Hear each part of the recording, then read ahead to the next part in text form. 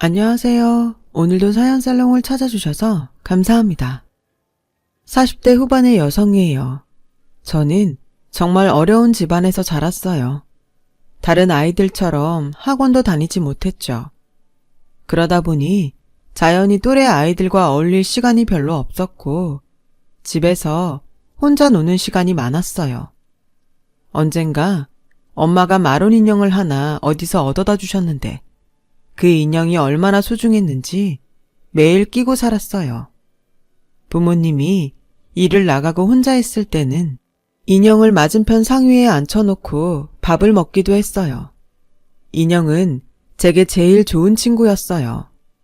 한 번은 옷이 뜯어졌는데 엄마가 집에 안 계셔서 어쩔 줄 모르고 발을 동동거리고 있었더니 옆집 할머니가 옷을 꿰매주셨어요. 저는 그날 할머니한테 바느질하는 걸 배웠고 그게 너무 재미있어서 조각천을 모아서 인형 옷을 만들기 시작했어요. 처음에는 서툴고 엉망이었지만 하나 둘 만들수록 실력이 늘어서 나중에는 제법 괜찮은 옷들을 만들 수 있었어요. 옷 만들기에 흠뻑 빠져서 학교에서 돌아오면 천을 얻어다가 인형한테 옷을 만들어서 입히는 데에 열중했어요. 그러다가 제가 고1 때 집에 어려움이 닥치게 됐어요. 아버지가 갑자기 쓰러져서 입원을 하게 되셨어요. 중학교 때까지는 아무리 어려워도 제가 학교 다니고 용돈 받는 게 힘들 정도는 아니었는데 아버지가 입원하신 다음부터는 전과는 비교도 안 되게 어려워졌어요. 저는 당장에 학교를 그만두고 일자리를 찾겠다고 나섰지만 엄마가 엄청 말리며 반대하셨어요. 요즘 세상에 대학도 아니고 고등학교를 그만두면 뭘 해먹고 살려고 그래. 절대 안 돼. 엄마가 어떻게든 해볼 테니까 무조건 학교 다녀. 어릴 때부터 학원 하나 제대로 보내본 적 없는 것도 미안한데 학교까지 그만둔다고 하면 엄마 진짜 못 살아. 아빠 아프신 건 어쩔 수 없는 거야. 그러니까 그 짐을 네가 지려고 하지 마. 알았어? 라는 간곡한 말에 저는 학교를 계속 다녔어요. 엄마가 밤낮으로 일을 하며 아버지 병간호를 했지만 아버지는 다시 일어나지 못하시고 몇 개월 후 돌아가셨어요. 엄마는 장례식 내내 서럽게 많이 우셨지만 그 이후에는 한 번도 눈물을 보이지 않으셨어요. 민영아, 너 마음 단단히 먹고 공부해. 내가 대학은 자신이 없어. 네가 벌면서 다녀야 될지도 몰라.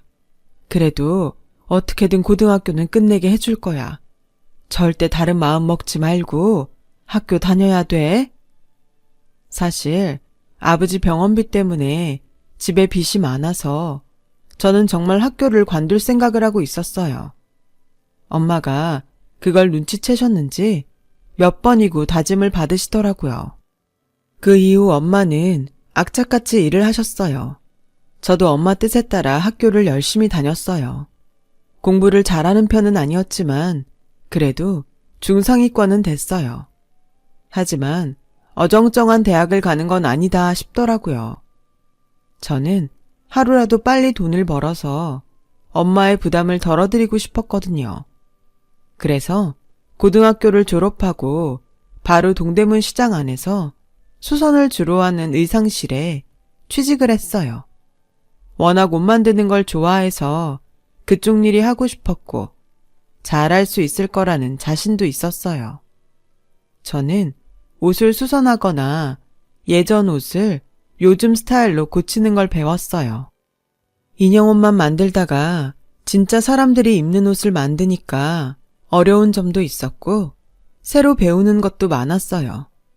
홈질이나 휘겹치기도 다시 배웠는데 사장님은 제가 손이 빠르고 금방 익힌다고 좋아했어요. 어릴 때부터 옷 만드는 걸 좋아했던 게 소질이 있어서 그랬던 것 같아요. 저는 일을 하면서 사장님이 옷을 디자인하는 것도 어깨 너머로 배웠어요. 디자인 책을 사다가 열심히 보면서 혼자 공부도 많이 했고요. 그리고 밤을 새워 하나씩 제 옷을 만들어 보았어요. 처음에는 시간이 정말 많이 걸렸는데 그렇게 하다 보니 나중에는 점점 빨라지더라고요. 어느 날 제가 만든 코트를 입고 갔더니 사장님이 괜찮다고 하시더라고요. 민영 씨, 우리 이거 만들어서 팔아볼까? 여기까지 살아오는 사람은 많지 않을 테니까 하나만 걸어놓고 몇 개 만들어서 옷가게에 줘보자. 정말요? 너무 좋긴 한데 제가 만든 옷을 살 사람이 있을까요? 내가 팔자고 하면 되는 거야. 여기서 내 짬밥이 20년이야. 옷 보는 안목도 없겠어? 그냥 몇 벌만 만들어서 시험해보자는 거니까 부담 갖지 마. 사장님의 설득에 저는 그러자고 했고 제가 만든 옷을 한쪽에 걸어놓게 됐어요. 그리고 며칠 후 옷 도매 가게에서 연락이 왔어요. 사장님이 놓고 간 코트 다 팔렸어요. 이거 몇 장 더 있어요? 좀 더 갖다 놓으면 좋겠는데. 그 말에 사장님은 의상실에 걸어놨던 코트를 바로 갖다 줬고 저도 옷을 몇 장 더 만들었어요. 그렇게 제 옷이 가게에서 팔리기 시작했죠. 사장님은 아예 자기와 계약을 하고 일하자고 하셨어요. 민영 씨, 옷 만드는 센스가 있어. 나랑 같이 해보자. 응? 내가 여기 오래 자리 잡고 있어서 가게들 뚫는 건 금방이야. 저도 제 옷이 팔리는 게 너무 기뻤고 재미도 있어서 그렇게 하겠다고 했어요. 더 예쁘고 편한 옷을 만들기 위해서 서점에 가서 외국 패션 잡지들이며 옷 만들기 잡지들을 사와서 열심히 보며 연구를 했고요. 그렇게 공부하며 옷을 만들다 보니 어떤 옷들은 잘 팔리고 어떤 옷들은 안 팔리는 게 있더라고요. 그걸 쭉 놓고 보니 외국에서 좋아하는 옷과 우리나라 사람들이 잘 안 입는 옷이 뭐가 다른지 조금씩 파악이 되더라고요. 저는 비록 대학에서 정식으로 공부는 하지 못했지만 현장에서 부딪혀가며 익힌 감각과 실력으로 보세 쪽에 점점 많은 수의 옷을 내놓게 되었어요. 옷 주문량이 많아지자 사장님은 공장을 수소문해서 옷을 맡기기로 하셨어요. 엄마도 제가 빠르게 자리를 잡아가자 많이 좋아하셨죠. 대학 안 간다고 할 때 마음이 너무 아팠는데 그래도 네가 좋아하는 일 하면서 잘 되니까 엄마가 마음이 좀 놓인다. 기특하고 장하다 내 딸. 엄마, 이제 그런 생각 안 해. 나 진짜 괜찮아. 난 얼른 빚 빨리 갚고 싶어. 저는 정말 열심히 했고 5년 후에는 사장님한테서 독립을 하게 됐어요. 빚도 굉장히 많이 갚았고요. 저는 직원 넷을 두고 옷을 만들었고 옷도 정말 잘 팔렸어요. 28이라는 젊은 나이에 사장님 소리를 듣게 됐죠. 그 무렵에 남편을 만났어요. 그 사람도 동대문 도매시장에서 여성 옷을 납품하는 사람이었어요. 같은 일을 하다 보니 시장에서도 자주 보게 됐고 그게 자연스럽게 만남으로 연결됐어요. 그 사람은 대학을 졸업하고 일반 회사를 다니다가 엄마가 하시던 옷공장을 물려받아서 하게 됐다고 하더라고요. 말이 공장이지 재래시장에서 좀 규모가 큰 건물의 한 층을 빌려서 미싱 여러 대를 놓고 옷을 만드는 소규모이긴 했어요. 같은 일을 하다 보니 말도 잘 통했죠. 무엇보다 의지가 됐던 것 같아요. 엄마는 제가 혼자 일하는 게 불안했는데 든든한 사람을 만나서 잘 됐다고 좋아하셨어요. 남자는 특히 제 디자인 칭찬을 많이 했어요. 민영 씨는 정말 감각 있는 것 같아요. 대학 나온 사람들보다 훨 나아요. 진짜 어떤 회사는 보면 무슨 디자인을 저렇게 해놨나? 내가 해도 이거보단 낫겠다. 그런 마음 드는 게 있거든요. 이런 건 아무리 배워도 재능 있는 사람을 못 이기는 것 같아요. 저도 나름 열심히 하고 공부도 많이 했어요. 성욱 씨 말처럼 대학을 나온 건 아니지만 그래서 더 열심히 한 것도 있죠. 재능이 있다기보다 제가 좋아해서 더 잘하고 싶어서 노력한 거예요. 라고는 했지만 절 칭찬해주는 게 속으로는 기뻤어요. 저와 남자는 8개월 정도를 만나다가 결혼을 약속하게 됐고 양쪽 집에 인사를 드리고 상견례를 했어요. 남자도 아버지가 돌아가시고 어머니만 계신다고 했어요. 상견례에서 남자 어머니는 제가 마음에 든다는 얘기를 계속 하시더라고요. 제가 듣기 민망할 정도로 칭찬을 하셨죠. 어쩜 저렇게 우리 집에 딱 맞는 며느리감이 나타났는지 자다가도 신기해서 일어난다니까요. 집안 사정도 양쪽 집이 비슷해서 더 천생연분 같아요. 따님을 어쩜 저렇게 똑똑하게 키우셨어요. 부족한데 예쁘게 봐주셔서 감사해요. 살면서 잘 지도해 주시고 계속 잘 봐주세요. 저도 임서방 아들이라고 생각하고 잘할게요. 그렇게 분위기 좋은 만남을 끝내고 결혼 준비가 착착 진행됐고 저와 남자는 가을에 결혼식을 올렸어요. 결혼하고 얼마 되지 않아서 남자는 제 사업과 자기 사업을 합쳤으면 좋겠다고 하더라고요. 그것도 나쁘지 않은데 당신 공장은 다른 데 옷들 하고 있잖아. 그럼 우리 거 옷 나오기가 힘들지 않겠어? 당장은 그럴지 몰라도 멀리 생각하면 그게 더 좋을 것 같아서 어차피 같은 일을 하는데 우리 공장에서 당신 옷 만드는 게 더 좋지 않아? 서로에게 이득이 될 것 같은데. 그래도 저는 덥석 좋다는 말이 나오질 않더라고요. 우선 우리 옷을 얼마나 잘 뽑아내는지 봐야 했어요. 제가 독립해서 나올 때 지금 공장을 섭외하려고 굉장히 노력을 했고 그만큼 신뢰가 쌓인 관계였기 때문에 쉽게 옮기겠다는 말을 할 수도 없었고요. 이런 말해서 미안한데 그래도 우리 옷을 샘플로 만든 걸 봤으면 좋겠어. 당신도 알다시피 이건 사업이잖아. 내가 지금 공장 사장님하고 계약을 해지하고 당신 공장으로 옮길 만큼 남편 공장의 옷을 잘 뽑는다고 보여줘야 될 것 같아. 뭐 당신 생각도 이해는 해. 그쪽에 해약하자는 게 어렵긴 하겠지. 그래도 샘플을 보겠다고 하니 기분이 좋지는 않네. 라며 볼멘 소리를 하더군요.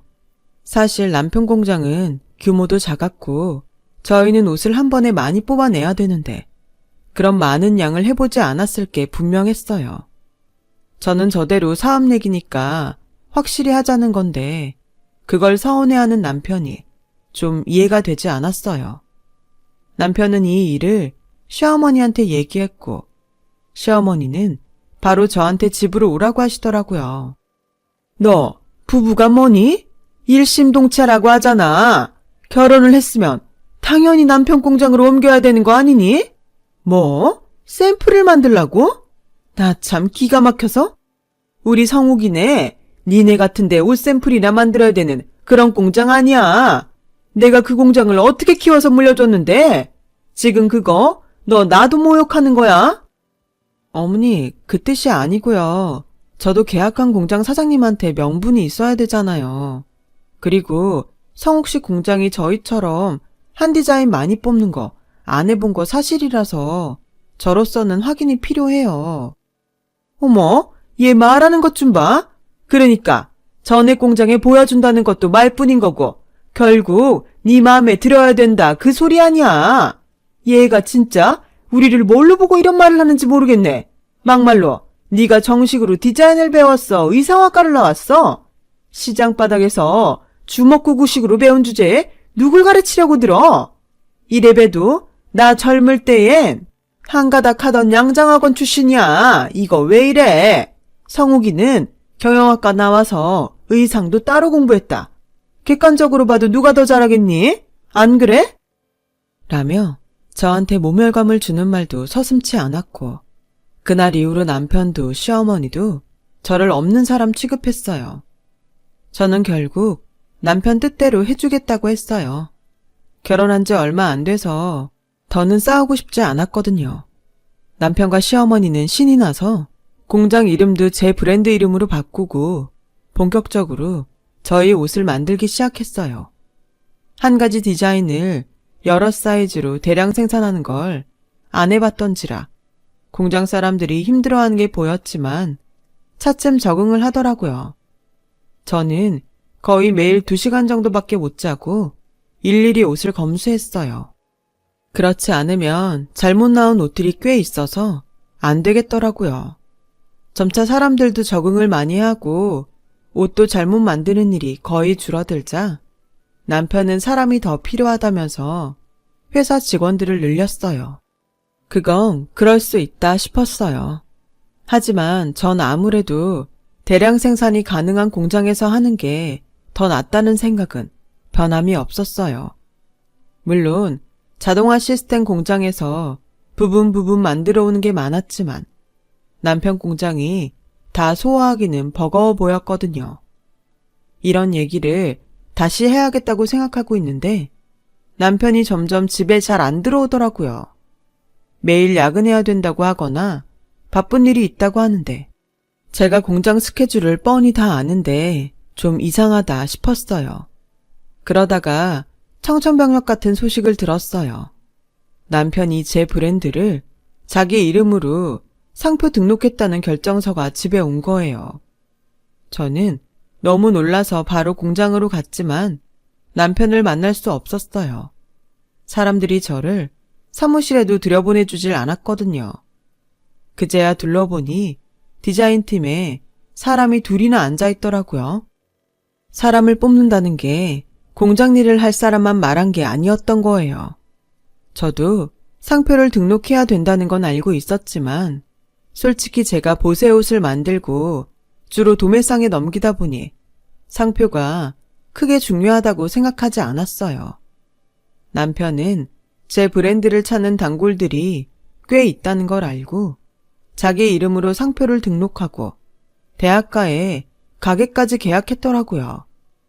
그런 걸 저하고 상의도 한마디 안 하고 독단적으로 했던 거예요. 저는 쏙 빼놔야 했으니 당연히 말을 안 했죠. 그제야 남편과 시어머니가 자기네 공장에서 옷을 만들라고 그렇게 사람을 괴롭힌 이유를 알겠더라고요.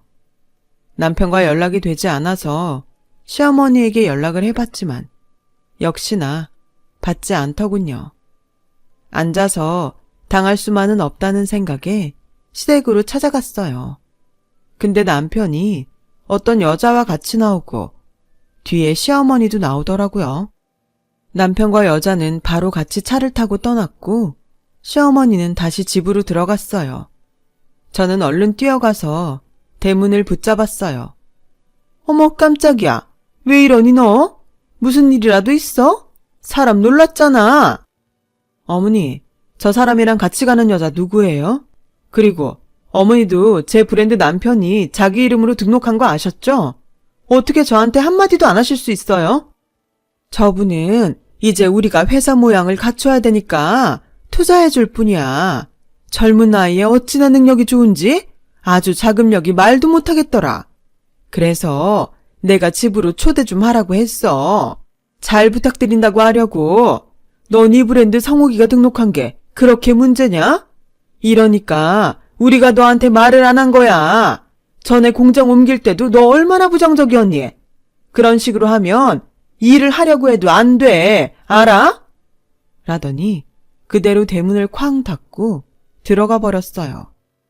제가 아무리 초인종을 누르고 전화를 해도 시어머니는 나오지 않더라고요. 남편도 제 연락을 받지 않았고요. 그리고 며칠 후에 남편이 제가 의부증이라고 못 살겠다며 이혼 서류를 보내더군요. 남편이 일하는 걸 일일이 감시하려고 하는 사람과 못 살겠다고요. 저는 완전히 당했다는 걸 깨달았어요. 처음 만날 때부터 의도적이었던 건 아닐까 하는 생각도 들었죠. 그건 저 혼자 생각이었지만 언젠가부터 두 사람 마음이 변한 건 확실했어요. 저는 이혼을 하고 친정으로 돌아왔고 엄마는 저보고 다시 시작할 수 있다며 격려해 주셨어요. 우리가 얼마나 어려운 순간들을 많이 넘기고 여기까지 왔니? 이것도 이겨낼 수 있어. 그리고 민영이 너 능력 있어. 걱정하지 마. 저는 그 말에 용기를 내서 다시 시작했어요. 엄마는 제가 옷을 만들 수 있는 작업실을 마련해 주셨어요. 저는 옷을 만들어서 전에 같이 했던 사장님께 보내드렸고, 사장님은 자기네 옷을 팔면서 제 옷도 매대에 같이 놓아주셨어요. 그것만도 너무 감사했죠. 하지만 저는 다른 방법도 생각해야 되겠다 싶었어요. 그때 인터넷 쇼핑몰이 인기가 많아지고 있어서 저도 인터넷에서 옷을 팔아봐야겠다고 생각했어요. 그래서 프리랜서 웹디자이너를 소개받아서 홈페이지를 만들고 모델 지망생들에게 일당을 주며 옷 사진을 찍어 올렸어요. 몇 개월은 거의 수익이 나지 않아서 포기를 해야 되나 싶었는데 제가 만든 옷을 입어본 사람들이 하나 둘 다시 찾아주었고 그러면서 입소문이 나기 시작했어요.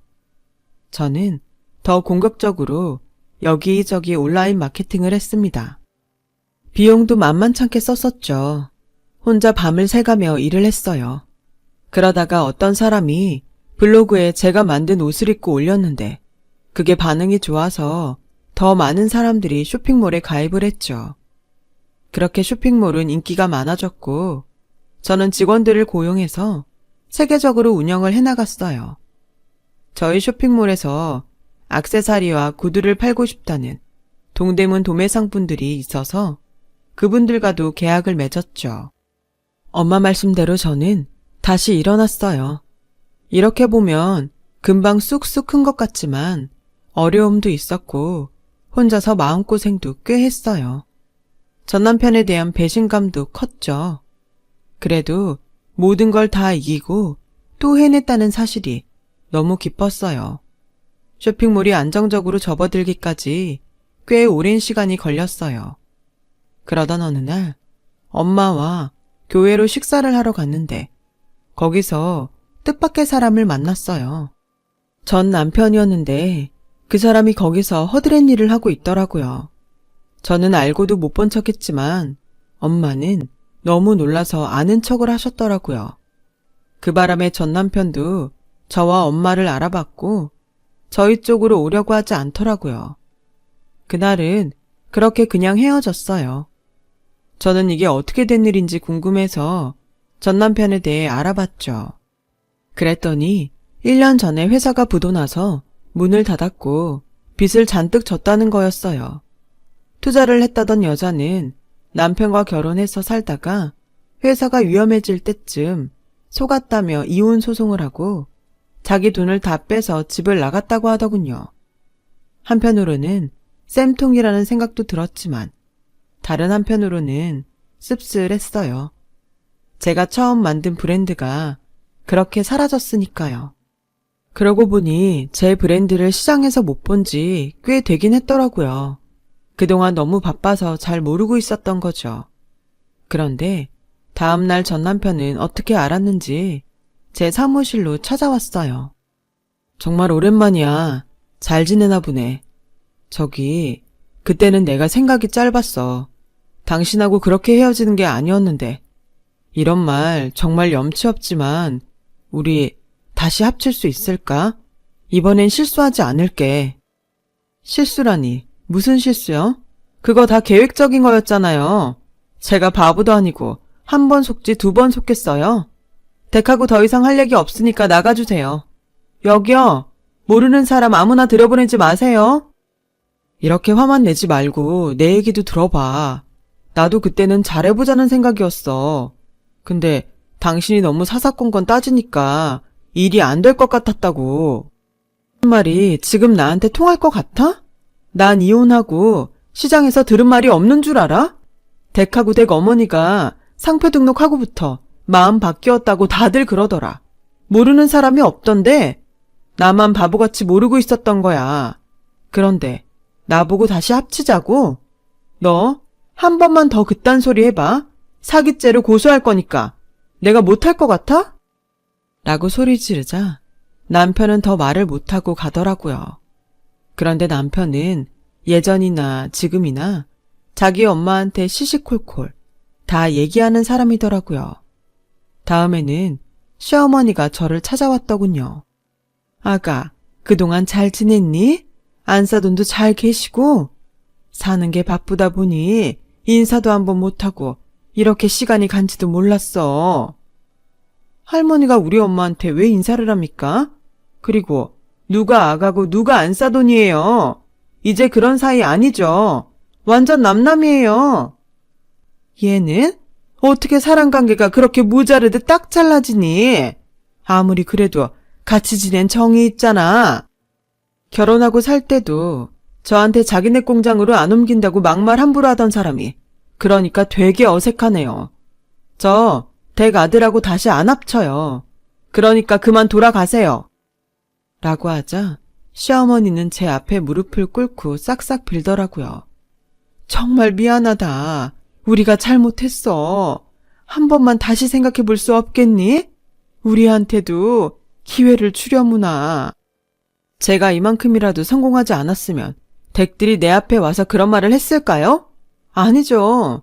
제가 고졸이라고 그렇게 모욕해놓고 제 거 다 뺏어갔으면 염치라는 게 좀 있어 보세요. 오늘은 제가 참는데 다시 또 찾아오면 그땐 정말 가만 안 있어요. 시어머니는 그래도 기회를 달라고 했지만 저는 거절했죠. 전 남편이 다시 찾아왔을 때에는 경비원을 통해서 회사에 들어오지 못하게 했어요. 두 사람은 몇 번 저한테 연락을 했지만 제가 다 끊어버렸거든요. 그러고 나니 다시 찾아오지도 않고 연락도 없더라고요. 그 후 두 사람이 어떻게 됐는지는 저도 들은 게 없어요. 저는 40이 돼서 저처럼 이혼한 남자와 재혼을 했어요. 한때는 다시는 결혼을 하지 않겠다고 마음 먹었는데 너무 따뜻하고 좋은 사람을 만나서 생각이 바뀌었어요. 남편은 중학교 선생님이고 가정적인 사람이에요. 엄마한테도 잘하고요. 지금은 행복하게 잘 살고 있답니다. 열심히 산 보상을 이제야 받는 기분이에요. 다들 건강하고 큰 문제 없으니 그게 가장 큰 복인 것 같고요. 들어주신 분들 모두 감사드리고요. 다들 행복하시고 행운이 많이 찾아오면 좋겠어요. 건강이 최고입니다. 항상 건강하시고요. 여러분, 사연 댓글에 응원과 현명한 조언 부탁드려요. 좋아요와 구독은 저에게 큰 힘이 됩니다. 오늘도 좋은 일 가득하세요.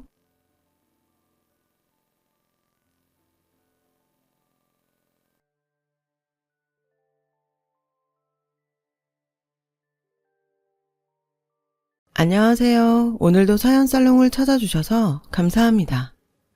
30대 후반 여성이에요. 요즘 흔히들 축복을 기원하는 의미로 꽃길만 걸으세요 라고 말하잖아요. 요즘 저는 정말 매일같이 꽃길만 걸으며 살고 있답니다.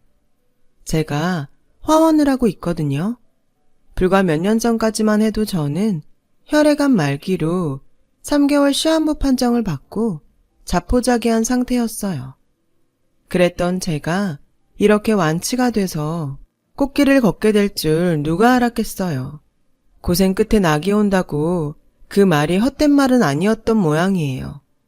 그럼 지금부터 기적 같은 저의 인생 사연을 들려드릴게요.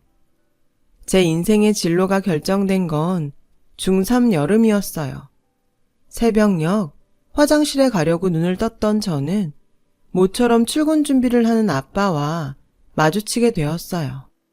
당시 수출을 주로 하던 시계 공장을 운영하던 아빠는 한동안 일감이 없어서 공장 문을 닫고 있었는데 다행히 큰 계약을 따내서 다시 공장을 열게 되었거든요. 아침도 거른 채 신이 나서 이른 출근을 준비하는 아빠를 보니 덩달아 저도 신이 나더라고요. 그런 저를 보고 아빠가 그러셨어요. 정연아, 아빠 그냥 안 쓰러진다. 이번 계약만 성사되면 우리 식구 더 이상 고생 안 해도 돼. 우리 정연이가 원하는 외고도 아빠가 보내줄 수 있어. 그러니까 넌 걱정 말고 공부만 해. 뒤는 이 아빠가 확실히 밀어줄 테니까. 아빠 믿지? 오랜만에 환하게 웃던 아빠의 모습은 그게 마지막이었어요. 해도 뜨기 전에 출근을 했던 아빠가 저녁 무렵 싸늘한 주검이 되어 돌아왔거든요. 심장마비였어요. 갑작스런 아빠의 죽음으로 우리 집은 하루아침에 가장을 잃었고 더불어 엄청난 빚을 떠안게 되었어요. 외교관이 되어 세계를 누비겠다는 16소녀의 당찬 꿈은 그렇게 하루아침에 사라져버렸죠. 그날 이후 모든 게 변해버렸어요. 평생 아빠 그늘에서 살림만 하던 엄마는 남편이 남긴 빚을 안고 3남매를 키워내야 했고, 고등학생 오빠는 가장의 무게를 떠안아야 했죠. 그리고 저 역시 인문계 진학을 포기하고 상고에 진학하기로 했어요. 하루빨리 돈을 벌어야 했으니까요. 이런 제 결정에 담임선생님은 무척 안타까워하셨어요. 정연아, 집사정이 어려운 건 알지만 꼭 이렇게 해야겠니? 외고 진학이 어려우면 인문계라도 가. 전교 1, 2등을 다투는 애가 진학을 포기한다는 게 말이 되냐고. 당장은 힘들어도 네 미래를 생각해서 이러면 안 되는 거야. 어머님께는 내가 잘 얘기해 볼게. 솔직히 선생님 말에 살짝 흔들렸어요. 저도 대학에 가고 싶었거든요. 그날 담임선생님은 저희 집에 찾아와 엄마를 만났어요. 선생님, 저라고 마음이 편하겠어요? 애미가 돼서 딸 자식 날개를 꺾는 게 편치만은 않아요. 그래도 어쩌겠어요. 지 운명이고 팔자인걸. 그러니 우리의 더는 흔들지 마세요. 엄마는 담임선생님을 돌려보냈어요. 그리고 저를 불러 그러시더군요. 억울해하지 마라. 옛날부터 큰딸은 살림 미천이라고 했어. 일단 네 오빠부터 대학에 보내자. 집꼴이 이 모양인데 어떻게 둘이나 대학에 보내? 넌 이후에 대학 들어가면 되잖니. 그러니까 이 엄마 좀 도와다오. 엄마도 너무 힘들어. 어린 딸을 앞에 두고 눈물을 흘리는 엄마를 보니 저는 헛된 꿈을 꾸지 말아야겠다는 생각이 들었어요. 당장 오늘을 살아가기도 벅찬 지금 꿈이며 미래가 무슨 소용인가 싶었죠. 상고에 진학한 저는 성적 장학금을 받으며 취업에 필요한 자격증을 따기 시작했어요. 그 사이 오빠는 대입에 성공해 대학생이 되었고요. 우리 가족을 억누르던 아빠의 빚은 다행히 상속 포기를 하면서 벗어날 수 있었어요. 하지만 그로 인해 우린 그동안 살던 집을 떠나 산동네 허름한 집으로 이사를 해야 했죠. 그래도 빚에서 해방된 게 어디예요. 정든 집을 떠나 산동네로 이사를 한 그날 엄마가 그러시더라고요. 우리 조금만 더 고생하면 돼. 다시 우리 집 찾을 수 있게 온 가족이 똘똘 뭉쳐서 살아보자. 할 수 있지? 그땐 정말 할 수 있을 것만 같았어요. 엄마도 팥줄을 뛰며 생활비를 벌고 있었고 오빠는 군대에 들어가서 당장 등록금 걱정도 없었으니까요. 무엇보다 고3이 되면 재학 중 취업을 해서 저도 돈을 벌 수 있었거든요. 게다가 취직을 해서 돈을 벌 때쯤 오빠가 제대를 할 테니 제 손으로 등록금도 될 수 있었고요. 내 식구가 그렇게 뭉쳐서 살아가면 언젠가 오늘의 고생을 추억처럼 곱씹을 날이 올 것만 같았어요. 영어를 꽤 잘했던 저는 무역회사 경리과에 취직을 할 수 있었어요. 딱히 제가 회사에서 영어를 쓸 일은 없었지만 그래도 거래처에서 걸려오는 전화를 담당자한테 연결해줘야 하는 일도 종종 있어서 제 영어 실력이 도움이 되기는 했어요. 얼마 뒤 제대한 오빠는 복학을 했고 일부 학비는 장학금을 딴 덕분에 학비 부담은 조금 덜했죠.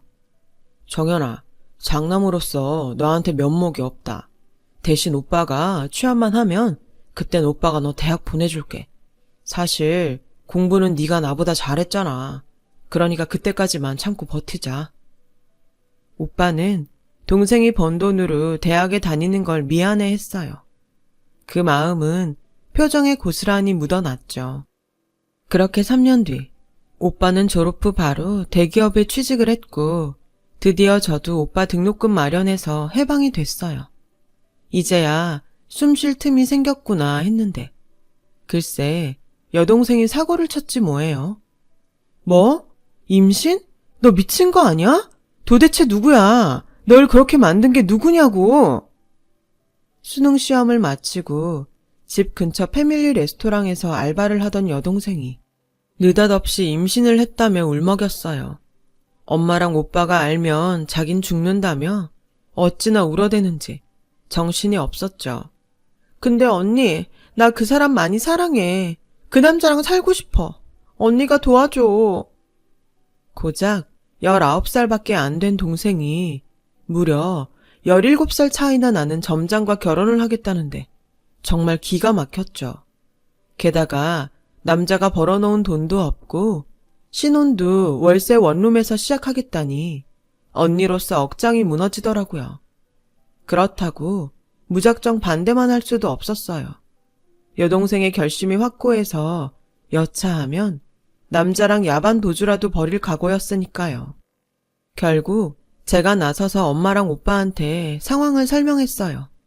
오빠는 그 자식을 미성년자 성범죄로 경찰에 신고하겠다고 길길이 뛰었고, 엄마는 딸 자식 신세 망쳤다고 땅을 치며 한참을 우셨죠. 그 와중에도 여동생은 팔로 지 배를 감싸 안곤 애도 낳을 거고 그 남자랑 결혼도 할 거라며 악을 썼어요. 애까지 가진 상황에 뭘 어쩌겠어요. 결국 여동생은 고등학교 졸업식을 마치고 바로 결혼 준비를 시작했어요. 부모 형제도 없이 혼자 살고 있던 남자는 통장에 돈백도 없는 상태로 결국 결혼식과 신혼살림 모두 우리 집에서 떠맡아야 했어요. 당시 오빠는 이제 막 취직을 한 상태라서 여력이 없었고 일용직인 엄마도 마찬가지였어요. 결국 대학 가려고 모아둔 제 적금을 해약해야만 했죠. 저에게 있어서는 꿈이 사라지는 순간이었지만 철없는 여동생은 웨딩드레스를 고르느라 신이 나 있더라고요. 그 모습을 보니 솔직히 화가 났어요. 이지지배야, 이 돈이 어떤 돈인 줄 알아? 네 언니 꿈이고 미래였다. 목구멍까지 이 말이 차올랐지만 행복한 표정의 여동생 앞에서 저는 끝내 한마디도 하지 못했어요. 제가 참 바보 같았죠. 동생의 결혼식이 끝나고 한동안 저는 허탈한 마음으로 보내야 했어요. 마음에 틈이 생긴 탓이었을까요? 그동안 치열하게 살아오느라 애써 억누르고 있던 감정들이 폭발해 우울증이 찾아왔지 뭐예요. 모든 게 귀찮고 몸이 축 처지는 게 제 몸이 제 몸 같지 않았어요. 이러다 죽겠다 싶더라고요. 이런 제 모습을 보다 못한 같은 부서 언니가 상담 치료를 받아보라며 명함 한 장을 주더라고요. 젊은 의사들이 모여서 만든 곳이야. 가정의학과, 외과, 정신과 선생님들이 조인해서 만든 병원인데 가정집에 꾸며놔서 카페 같은 분위기더라고. 일단 편한 마음으로 상담부터 받아. 증상이 심하면 신경정신과로 연결도 해준다더라. 식구들만 챙기지 말고 이젠 네 자신도 좀 챙겨. 나중에 후회하지 말고. 알겠니? 명함을 받아들고도 한동안 고민을 하다가 쉬는 날 찾아가 봤어요. 선배 언니 말대로 주택가에 위치한 평범한 2층 집이더라고요. 간판에 적힌 이름도 마치 카페 같아서 여기가 정말 병원이 맞나 싶어서 한참을 두리번거렸어요. 그때였죠. 누가 손가락으로 제 어깨를 톡톡 치더라고요. 놀라서 돌아봤더니 젊은 남자가 저를 보고 싱긋 웃더군요. 들어가서 차 한잔 하고 가세요. 여기 커피가 아주 죽여요. 남자는 주저하는 저를 다짜고짜 안으로 데리고 들어갔어요. 인테리어도 그렇고 목가적 분위기의 카페 같더라고요. 다른 게 있다면 메뉴판이 없다는 것 정도였죠. 여기 카페예요? 병원인 줄 알았는데. 왜요? 어디 아프세요? 증상을 말씀하시면 처방해 드릴게요. 제가 바리스타 자격증 외에도 전문의 면허도 있거든요. 남자의 가벼운 농담에 어느새 긴장이 풀린 저는 폭신한 소파에 앉아 상담을 하게 되었어요. 상담이라기보다는 남자와 커피를 사이에 두고 대화를 나눈 거였죠. 편안한 병원 분위기 때문인지 아니면 자연스럽게 대화를 이끌어가는 남자의 능력 때문인지 모르겠지만 그날 전 살면서 누구에게도 말하지 못했던 제 감정을 꺼낼 수 있었어요. 그렇게 시작된 상담은 이후로도 매주 토요일마다 이어졌고, 그러는 사이 저는 이전보다 더 밝은 모습으로 생활할 수 있게 되었어요. 누군가와 대화를 할 수 있다는 게 이렇게 신나고 즐거운 일인지 그동안 왜 몰랐을까 하는 생각이 들더라고요. 그렇게 6개월 정도 지난 어느 날, 남자가 제게 그러더라고요. 이제 더 이상 여기 안 오셔도 돼요. 그 말을 듣는데 기쁘기보다는 왠지 서운하고 허전한 마음이 들더라고요. 그래서 아무 말 못하고 주저하고 있었는데, 대신 이젠 저랑 밖에서 만나요. 의사와 환자 말고 남자랑 여자로. 우리 연애하자고요. 싫어요? 아니요, 안 싫어요. 좋아요. 근데 왜라뇨? 정연 씨가 좋으니까요. 내가 좋다는 그 말에 머릿속에서 종이 울리는 것 같았어요. 살면서 처음 느끼는 감정이었죠. 20대 끝자락에 처음 만난 사랑에 저는 정신없이 사로잡혀 버렸어요.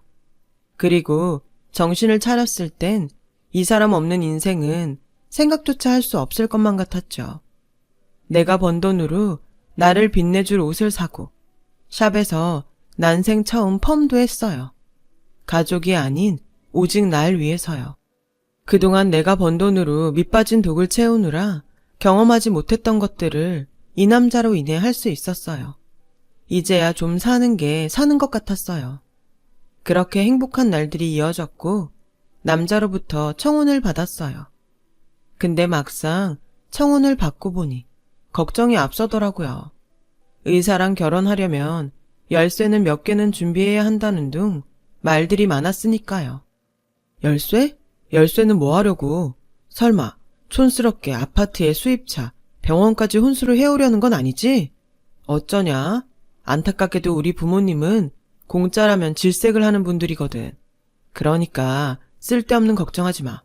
돈 보고 결혼할 생각이었다면 너 말고 다른 여자랑 했을 거야. 난 남은 인생을 같이 살고 싶은 여자를 고른 거거든. 그게 너고.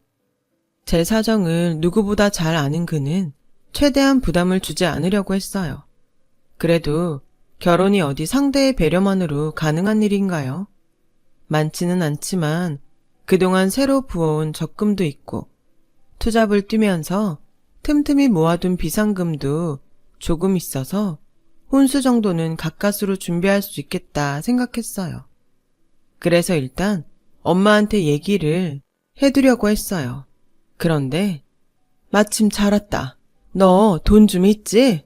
네 오빠 결혼한다는데 돈 나을 구멍은 없지? 엄마가 아주 미치겠다. 집은 네 오빠가 전세금 대출 받아서 장만한다지만 그 밖에 돈 들어갈 데가 한둘이니? 그래, 너 얼마나 갖고 있어? 엄마, 사실 그게 말이야. 나도 결혼할까 하는데. 결혼? 남자도 없는 애가 무슨 결혼? 너 오빠 결혼하는데 돈 내놓기 싫어서 그러는 거니? 너 시집갈 때 돈 안 해줄까 봐? 걱정 마. 누가 네 돈 띄어먹는데? 엄마, 그게 아니라 그동안 만나온 사람이 있어. 내가 상담받던 병원 의사인데 결혼하재. 안 그래도 엄마한테 인사드리러 온다고 그랬어. 의사? 너 어디 잘못된 거 아니니? 네 주제에 무슨 의사랑 결혼을 해? 우리 형편에 무슨 수로 의사 사위를 들이냐고. 정신 차려 이거사. 혼수 따지고 그러는 집 아니야. 아니긴 뭐가 아니야. 네 면전에 대고 이거 해와라 저거 해와라 그러겠어? 넌 그 나이 먹도록 어쩜 그렇게 세상 물정을 모르니? 암튼 지금은 네 오빠 장가 보내는 것만으로도 벅차니까 넌 나중에 얘기해. 결혼도 순서가 있는 거야. 막말로 네가 급하니? 네 오빠가 급하지. 게다가 한 해에 자식 둘 결혼시키면 주위에서 욕해. 그러니까 일단 가진 거 있으면 다 내놔봐. 네 오빠 장가부터 보내야지. 하필 오빠 결혼이랑 겹치는 바람에 제 결혼은 다음으로 밀리게 됐어요. 하지만 그보다 문제는 돈이었죠. 오빠 결혼하는데 주고 나면 정작 제 결혼 자금은 없으니까요. 내 결혼 미루는 건 어쩔 수 없지만 결혼 자금은 못 내줘. 내년이든 후년이든 나 결혼할 때 써야 된다고. 미안하지만 이번엔 돈 못 해줘. 정연아, 오빠가 급해서 그래. 집 때문에 대출이니 뭐니 싹싹 긁어서 수중에 돈백도 없어. 일단 내 결혼부터 하고 너 결혼할 때 이자까지 붙여서 갚을 테니까 제발 오빠 한번 살려주라. 정말 해줄 거지? 나 이 돈 없으면 정말 결혼 못해. 오빠 믿는다. 결국 오빠는 거지 똥구멍에 낀 콩나물 대가리까지 빼가듯 제 결혼 자금까지 털어서 장가를 갔어요. 그 바람에 제 결혼은 점점 뒤로 밀리게 되었죠. 그러던 어느 날이었어요. 언제부턴가 소화가 잘 안 되고 기침이 심해져서 점심시간에 회사 근처 병원을 찾았어요.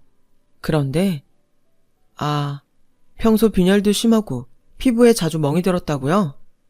네, 다리도 붓고 구토도 심해요. 의사는 아무래도 큰 병원에 가서 검사를 받아보는 게 좋겠다고 했어요. 그저 감기인 줄 알았는데 검사까지 받으라고 하니까 괜히 겁이 나더군요. 그래서 며칠 뒤 월차를 내고 근처 대학병원에서 검사를 받았는데 네? 혈액암이요? 그럼 전 어떻게 되는 거예요? 왜 병을 이렇게 키우셨어요? 그동안 전조증상도 있었을 텐데. 의사는 조혈모세포 제거 후 건강한 조혈모세포로 이식을 하는 게 최선의 방법이지만 조직 적합성 항원이 일치할 확률이 너무 희박해서 기대를 걸기 힘들다고 하더군요. 일단 항암 치료를 시작하자고 하길래 가족들과 상의하고 다시 오겠다고 하곤 병원을 나섰어요. 그날따라 유난히 맑고 화창한 하늘이 그렇게 원망스럽더라고요. 난 죽어가는데 아무 일 없이 돌아가는 세상도 싫고 이제야 겨우 사랑하는 사람도 생겼는데 하필 이럴 때 이런 병에 걸렸나 싶어 화가 났어요. 내 인생은 왜 이렇게 매번 내 발목을 잡고 늘어지는 건지, 차라리 이럴 거 태어나지나 말 걸 그랬다는 생각에 감정이 복받쳐 올랐죠. 그래서 미친 사람처럼 울면서 한참을 걸었어요. 그렇게 걷는 동안 앞으로 어떻게 해야 할지 조금은 정리가 되더군요. 일단 가족들에게 이 사실을 알리고 치료를 시작해야겠다고 생각했죠. 치료를 받으려면 돈도 꽤 들어갈 테고 일단 오빠 결혼할 때 빌려준 돈부터 받아야 했으니까요. 그런데 나도 당연히 마음 아프지. 동생이 암이라는데 왜 안 그렇겠냐? 근데 정연아, 갑자기 돈을 달라고 그러면 그 큰 돈을 무슨 수로 만드냐? 안 그래도 네 올케가 임신해서 출산 준비하는 것만으로도 버거운데. 미안한데 일단 너 퇴직금으로 어떻게 안 되겠니? 암인데 회사는 그만둬야 할 거 아냐. 너 한 10년 일했지? 그럼 퇴직금도 꽤 될 거야. 일단 그걸로 써라. 응? 오빠, 지금 그걸 말이라고 해? 내가 그동안 오빠한테 어떻게 했는데 암 걸렸다는 동생한테 위로는 못 해줄 망정 퇴직금 빼서 치료하란 소리를 할 수가 있어? 네가 그러고도 사람이니? 개새끼지? 야, 이 지지배야, 너 지금 오빠한테 그게 할 말이야? 뭐? 개새끼? 그래, 네 말대로 개새끼 하지 뭐. 네가 죽든 말든 앞으로 나한테 절대 연락하지 마. 알았어? 그동안 대가를 바라고 오빠 뒷바라지를 했던 건 아니지만 매정한 오빠 말에 그동안 들인 돈과 시간이 아까웠어요. 이런 인간을 오빠라고 믿었던 저한테 미치도록 화도 났고요. 그래서 여동생한테 전화해 하소연을 하려는데 글쎄 이러지 뭐해요? 오빠한테 다 들었어. 혈액암이라며? 근데 언니 혹시 나 결혼할 때 해준 돈 달라고 전화한 거야? 그런 거라면 나 못 해줘. 언니도 알잖아. 우리 그 이 백순 거. 당장 먹고 죽을 돈도 없다고. 그리고 언니가 그 돈 해준 거 다 언니 편하자고 해준 거 아니야? 그동안 식구들 뒷바라지 하면서 언니도 보람 느꼈을 거 아니야. 그렇게 자기만족 느꼈으면 그걸로 된 거 아닌가? 그러니까 쿨하게 베풀었다 쳐. 뭐? 쿨하게 베풀어? 너 그 돈이 어떤 돈인지 알긴 하니? 내가 대학 가려고 차비까지 아껴가며 모은 돈이었어. 쉬는 날에도 못 쉬고 발바닥에 불이나 도록 알바까지 뛰면서 모은 돈이라고. 내 미래까지 알뜰히 헤쳐먹곤 나보고 쿨하게 잊어라? 됐다 이년아. 애초에 너한텐 기대도 안 했어. 이런 걸 동생이라고 그동안 챙겨왔던 내가 미친년이지. 차라리 전화를 하지 말 걸 그랬어요. 그랬다면 이렇게 가슴이 찢어지진 않았을 테니까요. 내 몸속에 있는 암세포들보다 더 암적인 존재들이 내 가족이었다니 억장이 무너졌어요. 그날 집에 돌아가 보니 엄마가 미역국을 한 솥 끓여놨더라고요. 미역이 피를 맑게 한다더라. 너 혈액암인가 뭔가 걸렸다며? 그게 다 피가 탁해서 그런 거야.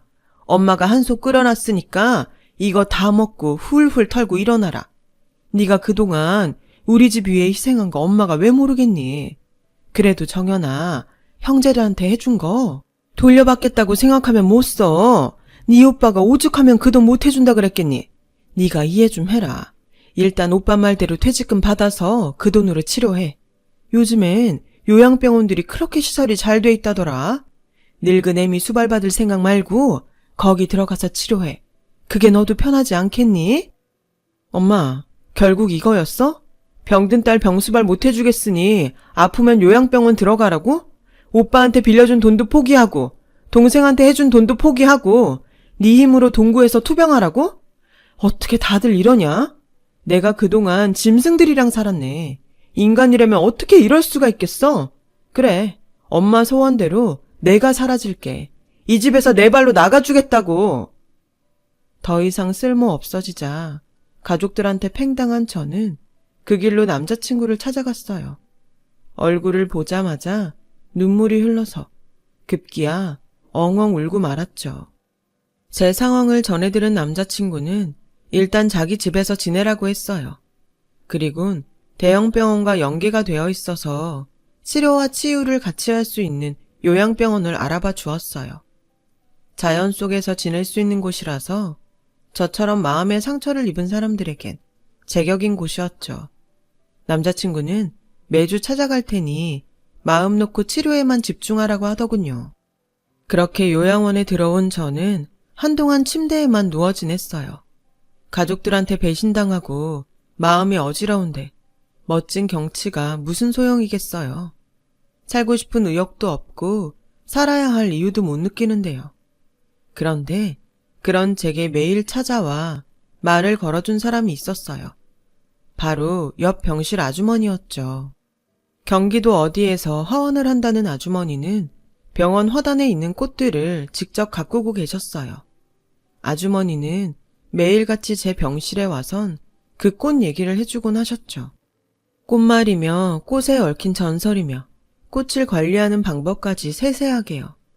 제가 반응을 안 하는데도 지치지 않고 한 달을 그렇게 찾아오셨어요. 아주머니, 꽃이 왜 좋아요? 처음으로 아주머니께 말을 걸었더니 아주머니께서 방긋 웃으며 그러셨죠. 피고 지고 또 피니까. 사람 인생도 그래. 살다 보면 피기도 하고 지기도 하지. 아가씨 인생도 꼭 다시 필 거야. 그러니까 살아. 살아나면 내가 좋은 선물 해줄게. 그러니까 침대에만 있지 말고 나랑 꽃도 키우고 살아보자고. 아주머니의 말에 눈물이 나더라고요. 가족들 누구도 저에게 살아나라고 말해주지 않았는데 피 한 방울 안 섞인 이 아주머니가 나를 살리자고 이렇게 찾아왔구나 하는 생각이 들었거든요. 그래요, 아주머니. 우리 살아요. 같이 살아서 같이 이 병원 나가요. 그날 이후 저는 아주머니를 따라 병원 화단 가꾸는 일을 했어요. 난생 처음 보는 꽃부터 흔한 장미까지 아주머니 손이 닿는 순간 모두 생생하게 살아나는 모습에 사람의 손끝에서도 기적이 일어날 수 있다는 걸 알게 되었어요. 그렇게 1년 가까이 아주머니와 저는 단짝처럼 꽃을 가꾸며 지냈어요. 그리고 바람이 쌀쌀해진 늦가을. 어느 날 아주머니는 제게 편지 한 장을 남기곤 세상을 떠나셨어요. 편지에는 자식도 없는 자신에게 딸처럼 살갑게 굴어져서 고맙다는 말과 자신의 화원을 맡아달라는 부탁의 말이 있었어요. 덕분에 마지막까지 행복했다면서요. 얼마 뒤 변호사 한 분이 오셔서 아주머니의 유산 집행을 해주셨어요. 은행 잔고와 현물 재산들은 모두 지정된 시설과 주변 지인들에게 남겼고 저에게는 화원을 남겨주셨다고 하더라고요. 생각지도 못한 화원을 갖게 된 저는 아주머니와의 약속대로 살아야겠다는 생각이 강해졌어요.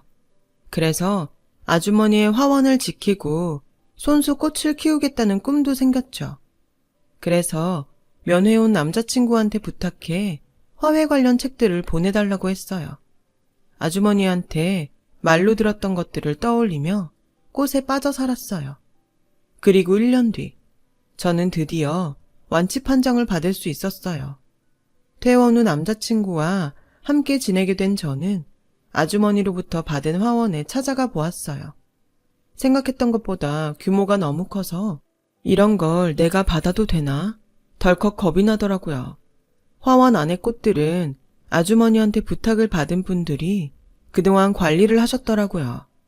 아주머니께서 유산을 남겨준 분들이었죠. 그분들 도움으로 저는 조금씩 화원 일을 배워갈 수 있었고, 몇 년이 흐른 지금 엄청난 규모의 화원으로 거듭날 수 있었어요. 그 사이 저는 결혼도 하고 딸아이도 출산해 육아와 화원 일을 병행하고 있어요. 그런데 얼마 전 그동안 연락을 끊고 살았던 가족들이 화원으로 저를 찾아왔더라고요. 지역방송에서 제가 화원 주인으로 나온 걸 봤다나요? 엄청난 규모의 화원을 본 가족들은 마치 먹잇감을 찾은 하이에나들처럼 다시 제게 달라붙기 시작했어요. 염치라고는 엿장수한테 엿바꿔먹은 파렴치한 인간들이었죠.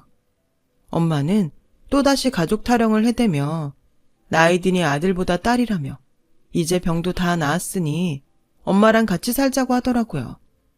미쳤어요? 제가 당신이랑 살게? 병든 딸 버리는 매정한 사람한테 효도할 호구는 없어요. 제발 뿌린 곳에 가서 거두세요. 그리고 오빠, 그 사이 돈은 많이 모았어? 나랑 정산해야 할 돈이 그 사이 이자가 많이 불었는데 감당할 수 있겠어? 나 그건 1원도 안 깎아줄 거야. 참, 정민이 너도 돈 준비는 됐겠지? 너도 나한테 줄 돈 있잖아. 넌 쿨한 거 좋아하니까 시간 끌지 말고 현금 일시불로 처리해줬으면 좋겠어. 안 그래도 변호사 선임해서 소장 날리려고 그랬는데 이렇게 직접 와주니 한결 일이 수월하게 됐네. 정확한 액수 며칠 내로 보낼 테니까 각자 해당 금액 준비해줘. 그리고 앞으로는 꽃 살 거 아니면 가급적 찾아오지 말아줘. 당신들한테 나는 역겨운 냄새가 꽃들한테는 해로울 것 같거든. 그러니까 당장 나가. 저는 직원들을 시켜 가족들을 밖으로 내쫓았어요. 그리고 그동안 오빠와 여동생한테 보냈던 계좌이체 이력과 문자 등을 근거로 제가 받아야 할 액수를 문자로 통보했어요. 그 돈이 꼭 필요한 건 아니지만 꼭 받아서 암 환자들을 위해 기부를 하려고요. 돈은 감사함을 아는 사람들에게 써야 그 가치가 빛나는 거니까요. 내 등에 올라타 등골 빼먹고 토사구팽했던 기생충 같은 가족들에게는 받은 대로 갚아주는 게 온당하겠죠. 가족을 위해, 남을 위해 배려하고 살아가는 건 좋지만 저보다 현명하신 여러분은 꼭 자신도 정말 잘 챙겨가며 행복하셨으면 좋겠습니다. 건강하시고요. 지금까지 제 사연을 들어주셔서 감사드려요. 여러분, 사연 댓글에 응원과 현명한 조언 부탁드려요. 좋아요와 구독은 저에게 큰 힘이 됩니다. 오늘도 좋은 일 가득하세요.